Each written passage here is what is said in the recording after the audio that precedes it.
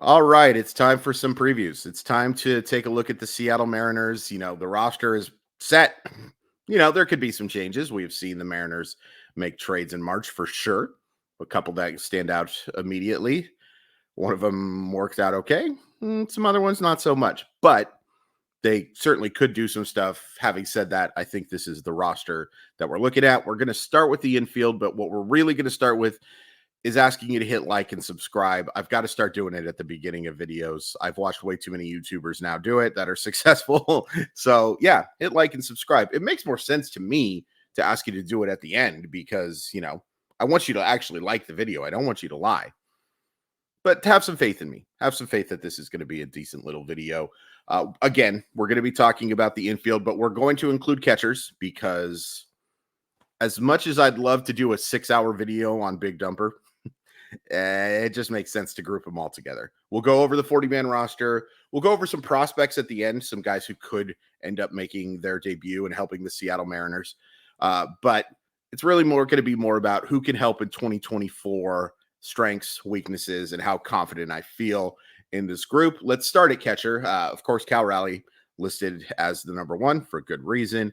And then there's technically 4 catchers on the 40-man roster. I think that's a little misleading. Cal Raleigh, Sebi Zavala, Blake Hunt, and Mitch Garver. I cannot imagine Mitch Garver, like if you were going to put an over-under thing, 5 games caught, 10 at most, and I don't think he'll even reach that. Ideally, he wouldn't catch it all. He's not a great defensive player in the first place. Keeps him healthy, not having to be in that position, but should be the designated hitter every day, and I like his bat a lot. Got to stay healthy. A little more consistency. There's no doubt that there have been fluctuations in Mitch Garver's career where he's looked like an absolute offensive stud. And there have been moments where Mitch Garver's really struggled. Mariners need him to be a solid player. And I think being the DH is going to help him reach that. Cal Raleigh, a star. He's a star that doesn't get credit for being a star. 27 years old and has just done nothing but impress me. Done nothing but impress me. There were some times last year that frustrated me. And again, when I talk about frustration, it's because frustration comes from expectations. If you stink, I can't get frustrated by you. You're just not a very good player. I can't get mad at you for not being a very good Major League Baseball player. But when you have the ability Raleigh does, and you go through some stretches where the approach isn't great, or you miss some meat in the middle of the plate, that's frustrating. And it can't happen. There are lofty expectations for Cal Raleigh coming into this year. You could argue that Big Dumper is the second best player on this team pretty easily. And you're looking at, I think, a guy who could be a 5-1 player, maybe even a 6. There's so much more good stuff that we get to see from Big Dumper, and I'm praying that we get to see it for a long time in Seattle. Sebi Zavala, we talked about it when they made the trade. Perfectly fine defensive backstop. Perfectly fine. And I feel okay with Zavala being the backup because I think Raleigh's going to catch 5 to 6 days a week, right? If there, goodness forbids, and I'm knocking on every piece of wood I can find, if Big Dumper goes down, you got to look at making an acquisition because I'm confident in Zavala being that once or twice a week catcher. I would not be confident in him being my starting catcher. And the same is true for Blake Hunt. If there's an injury to Zavala or if Zavala just flat out can't hit, which good chance, then I'm fine with Hunt being that guy, that backup backstop. If, heaven forbid, something happened to Cal Raleigh and your catching duo was Zavala and Hunt, I don't think so. I don't think that's going to work. Raleigh is such a vital piece to this organization for this year and for the next few years. Got to get that extension done. But overall, I'm pretty confident in this catching group. Zavala, a very fine backup backstop. Garver, the emergency guy who's going to be your DH, who I think can put up a very strong OPS, like 120, 130 plus. And, Hunt hasn't gotten the chance yet, but should be a fine defensive backstop. There's also, let's talk about a prospect real quick, Harry Ford. I'm lower on Harry Ford than the industry, but I still like him a lot. The approach is so good. His athleticism is off the charts. Gets rave reviews for his makeup. It's a good player. Good player. I don't think he is ready to be a contributor to the Mariners in 2024. Wouldn't shock me, though, if he got a chance to play at the end of the year. But I imagine I'll be curious to see if he goes to AA or AAA too to begin 2024, because I don't think the Mariners view Tacoma as a place for prospects. I think they view Tacoma as the place to keep the guys who are on the cusp of being prospects. And that's not their need to take a step up. It's more like they're just not quite at that level. Hopefully that made some sense. But I'll be curious to see where he goes. I think he is a future starting catcher, or could be a future starting outfielder if you can get a long-term extension done with Big Dumper. Certainly a guy to like. All right, let's look at the actual infield now. That catcher doesn't count, let's be honest, but we had to include him. Let's just go over who the Mariners list on their 40-man roster as the infield. I think it's kind of interesting they list one guy here, by the way. We've got J.P. Crawford, Ty France, Sam Haggerty, Jorge Polanco, Luke Raley, Josh Rojas, Samad Taylor, and Luis Urias. So let's start at first base. Ty France was disaster's too strong a word, but he was bad. He was a bad first baseman for a Major League Baseball team, especially one that should have been competing not just for a playoff spot, but for a world title. That didn't work out. He has shown, when healthy and at his best, the ability to be a top 10 first baseman. But for the last year and a half, he hasn't been anything close to that. A lot of talk about his work at Driveline, and that's great. There's a lot of people working out at a lot of places. Best shape of our life season is here, folks. Not for me, but for a lot of Major League Baseball players, it's that time. I'm skeptical. I'm skeptical because the approach still needs a lot of work. The approach is what it is at this point, to be honest with you. This guy is going to be 30 in July. And just not a lot of hard contact. And relies so much for that OBP on getting plunked.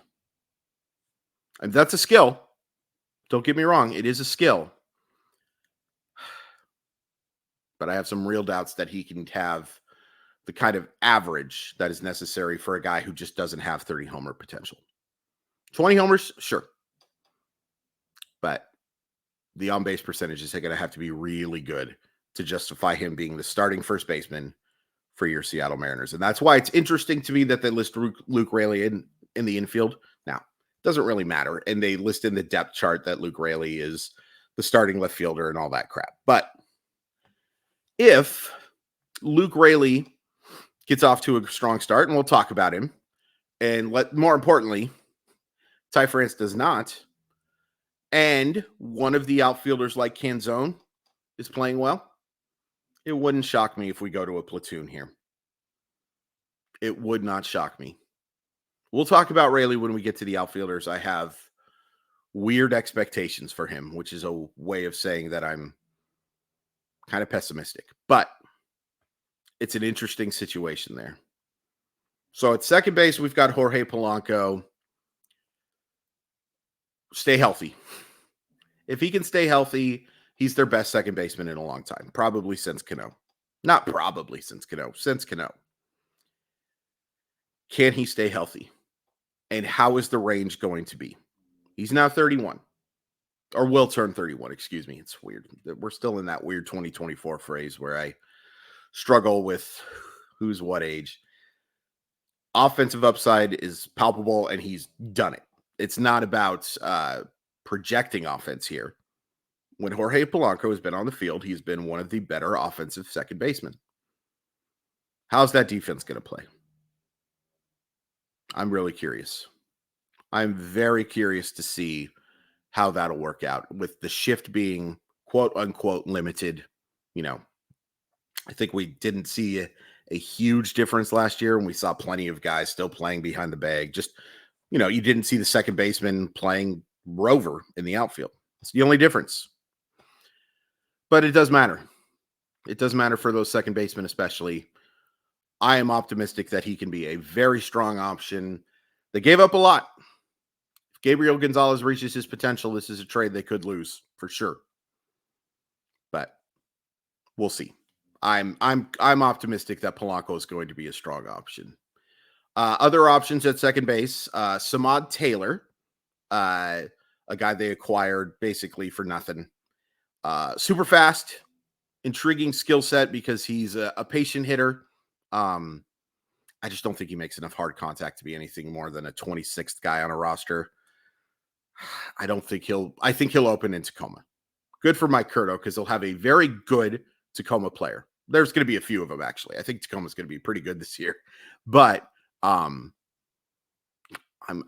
don't think that this is anywhere close to a top prospect because he isn't. I mean, it's not a thick thing. He isn't. But he's a nice guy to have on your 40-man roster because there's some versatility here. Could handle the outfield, could handle second base. You could do worse. Hey, speaking of you could do worse, Sam Haggerty. Haggerty was pretty darn good to end the year.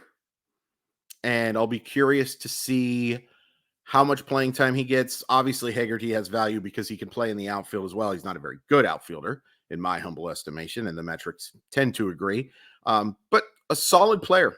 And it was interesting how much better he was against right-handed pitching last year than he was against lefties. It's valuable to have guys like this. And they need guys like this because of a roster that has significant injury concerns. Yeah, you need Sam Haggerty's in your organization, and I'm glad that they were able to hang on to him. Shortstop, my son, JP Crawford. I don't think you can overstate the offensive improvement last year. Just the ability to, and I know he wasn't like barreling the baseball 70% of the time or anything like that, but there was a reason why pitchers had to throw him strikes. Or, more importantly, there was a reason why pitchers had to be careful with Crawford. You couldn't just throw the ball down the middle. There was a reason why pitchers had to throw him quality strikes, was what I was trying to say there, and I failed spectacularly. No edit button. Defense. It's my concern. That is on paper and in my humble estimation and some defensive metrics, a very bad double play combo on defense. Mariners disagree. And that's fine. And, if you want to go ad hominem and scream how much more they know than me, that's totally fine too. I do not like that middle infield combo, especially for an infield that gets as many ground balls as they do. And it's concerning that there's really no shortstop backup here. Haggerty, I guess, is going to be that guy. Dylan Moore will get some chances as well. He's listed in the outfield, so we'll talk about him in that section. Well, we're talking about Rayleigh in that section too, so it's not like a big rule or anything like that. But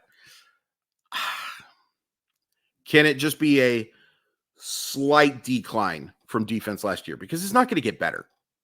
He's losing athleticism. He's getting older. That's just the way life works. I think we all know this. Can it just be a very slight decline? Because if it can, and if he is a semblance of the offensive player he was, you're talking about a 4-1 player again, and we will take that. They will need that. JP Crawford is a massively important part of this organization. I'm just worried about the defense. Worried about the defense at third, too. Luis Urias is going to open the year on the injured list. It's all but, I think they maybe even confirmed it and I missed it, but it seemed like that's what they're talking about here. Some major question marks about his offense anyway. It sounds like Josh Rojas, another option at second base, of course, and maybe an option at shortstop, but wouldn't want that. Third base is a problem. It is the position I have the biggest concern for right now. You know, Matt Chapman, we'll just quickly go into this. I mean, that contract was a song for San Francisco. And yeah, it's worth pointing out that outside of April and a little bit of July, Matt Chapman was an awful offensive baseball player. But the overall numbers of Matt Chapman, and then when you combine it with that defense, if Seattle had a chance to match that or even better it by a little bit and didn't, I think it's a massive mistake. Massive mistake. So it sounds like Rojas will open the year. Brian Anderson, who we talked about a little bit, signed to a minor league deal. Could be added. You know, he's going to have to play really well in spring training, but third base is an issue. And I think it's one that you could see if things go poorly to start the year. Maybe some aggressiveness. Maybe some, we got to get better here. And it just makes the Eugenio Suarez trade, who I get it. Well, I do and I don't. I understand their thoughts on the declining skill set. Also understand this cheap ownership group not wanting to pay him $11 million. But how much better does this infield look with Suarez in it right now? Don't lie. Much better. What can you do other than hope that someday the Stanton sells the team? Prospects, there are a few. There's a lot of them that are a long way away. Like Colt Emerson is more 2026, maybe 2025 if everything goes right. Feldman Celestin, one of the most intriguing young shortstop prospects in baseball. But the guys who could help this year, in my humble estimation, again, I'm being humble in estimating, are Cole Young and Ryan Bliss. Cole Young, pretty easily, I think, the best prospect in the system and has done nothing in the Cactus League. And we got to be careful about going too crazy about Cactus League stuff, but he's the best prospect in the system. The Corey Seager comps are probably unfair, but they're easy to make. They're just easy to make because this guy has, and we're talking about Corey Seager, the prospect, more than Corey Seager, the current player. But easy to see a guy who can hit 290, 20 to 25 homers while playing solid shortstop. If everything goes right again, and not even everything, if he just plays to the level of his talent, good chance that you see him play this year. I am a big Ryan Bliss fan. I think he's a solid second baseman. I think he's going to hit for average, although some swing change stuff makes it a little less likely. You're not talking about a 350 hitter type guy like he was in Double-A with Amarillo, but I'm a big fan of his skill set. I think he's vastly underrated in the prospect system. Top 7 guy for me. At one point was consideration for top 3, but I got, to be honest, talked out of it quite a bit. But I'm a big fan. And if Polanco gets hurt, with all due respect to Haggerty and to Rojas, I'd kind of like to see what Bliss can do. I'd kind of like to see what he can do. So I'm not terribly confident in this infield. I have concerns about injuries. I have concerns about declining skill sets. I certainly have concerns about defense. It's not a disaster. But I will say this. There's some cracks in the fault lines. There's a non-zero chance that this blows up. Now, there's also a chance that this ends up being one of the better infields in the American League too. If Ty France is the version that we saw in 2022 for the first half of the year, if Jorge Polanco stays healthy, if JP Crawford is the same player as he was last year, and if Urias and Rojas make a competent platoon, if Urias can stay healthy and Rojas can play. Rojas was fine after the trade here. Prefer him as my utility guy, but he was a pretty solid option. Some defensive gaffes that frustrated, but certainly better than what they were getting from Colton Wong and the year before that and Adam Frazier, right? But Jorge Polanco is a massive upgrade there. So there's a above average chance. Above average may be wrong. There is a 45 to 49% chance that this infield ends up being pretty darn good. And there's a 50 to 60% chance that this infield, maybe even higher, 50 to 70% chance that this infield ends up being just average. And that's okay. I will settle for average because of the pitching that they have, because of the star they have in center field. And, we got to include Big Dumper here too. But there's a chance that this goes bad. And now I'm curious what you think. Do you agree with me that there is volatility with this group? I already asked you once, but please hit like, please hit subscribe. It really helps. Next week, we will go over the outfield. We'll end with the pitching. We'll actually end with the rotation because it's the most fun thing to talk about with the Seattle Mariners right now. But yeah, that's the infield. Could be good.